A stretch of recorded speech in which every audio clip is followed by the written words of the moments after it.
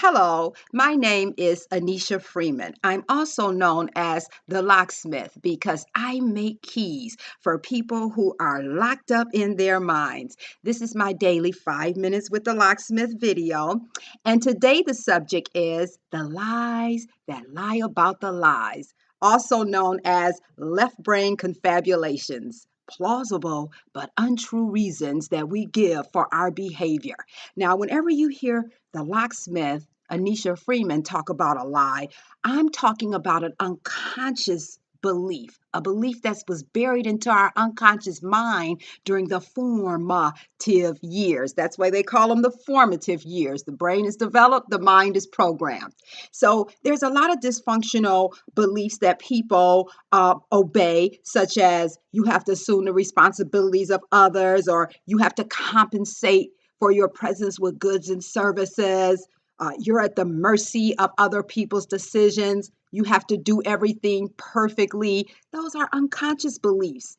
Though, and they're usually, these unconscious lies are most almost always the total opposite of what we consciously believe and articulate. And so that's why a lot of times what we say and what we actually do is totally different.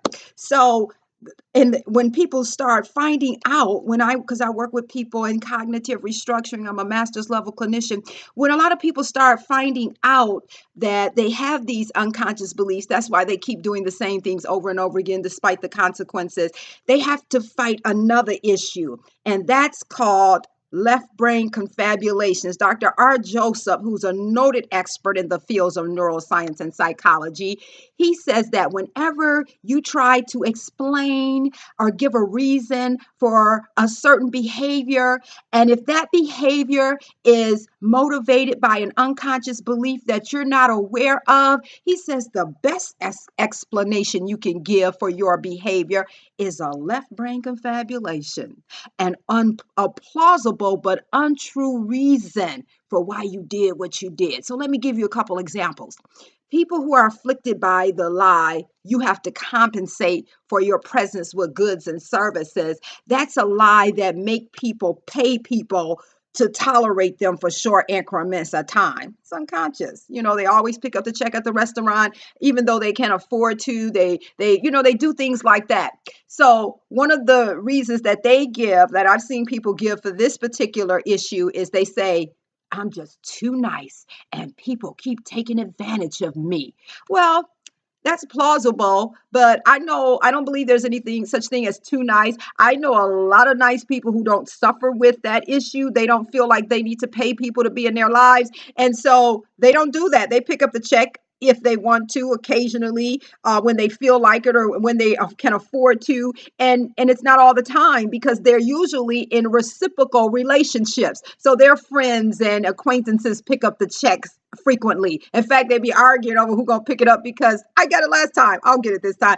But they're in reciprocal relationships. They spend time with people who enjoy their company. And and they're very nice people. These same nice people will tell you no. They know when if someone tries to manipulate them, they'll be like, no, I'm not going to do that, but you have a good day. And so they're nice. So they're not too nice. They're nice, but they don't get taken advantage of. Okay. And another left brain confabulation, people who struggle with the lie. One of my top 10, I've made amazing progress. One of my top 10, and a lot of people struggle with it too, is this perfectionism lie. You have to do everything perfectly. That lie is just not saying you have to do things perfectly. It says you have to do everything perfectly.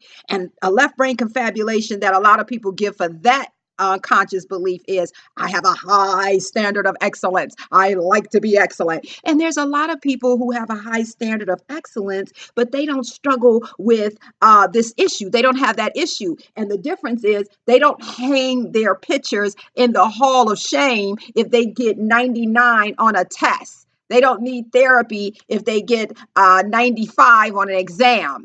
They may be, oh, I should have studied a little harder, but they're not condemning themselves. They don't go through, what did I do wrong? How did I not do that? If they make a mistake, they don't beat themselves up. They allow themselves to have a learning curve. That's the difference between someone who struggles with, you have to do everything perfectly, and someone who doesn't have that issue but have a high standard of excellence. So there's a difference. So when you're in the process of cognitive restructuring, changing your unconscious belief system, you have to be aware of the lies that protect the real lie. So that's all that I have for today's 5 minutes with the locksmith video. I can be reached on my website, AnnesiaConsulting.com. Anneshia is spelled Anneshia. I'll see you Monday. The 5 minutes with the locksmith are Monday through Friday. See you soon.